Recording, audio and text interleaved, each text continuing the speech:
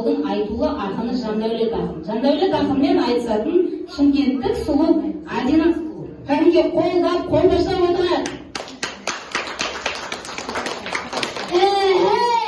Ата-анам мақтайтын Жандәулет ақын мен болам. Айтыс десе жайнаймын, намысымды қорғаймын. Ей Адина, қайлайлым қандай,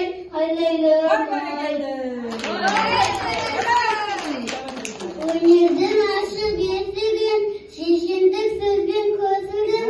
Есімімді сұрасаң, Адина менің есімім, Лилигай, Лилигай, ай. Ей Адина сұлуым, қандай күшті бұрның, қасымдағы қыздардың ішіңдегі солғым. Қайлайлым, қайлайлым, ай.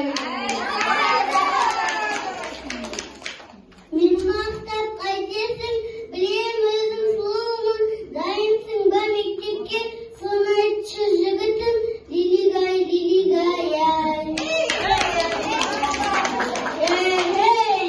Білім ғылым өнерге қанат қағар кезім ғой, ата салдың ертеңге жеткізетін өзім ғой. Қайлайлым, қайлайлым, ай. Әнге айта аламын, биде билей аламын, маған наурыз тойында сыйлығың бар ма қарағым, Лилигай, Лилигай, ай.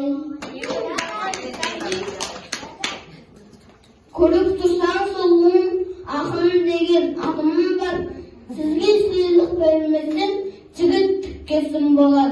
Қайлайлым,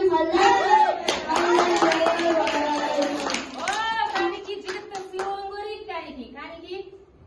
Менің қарындасым.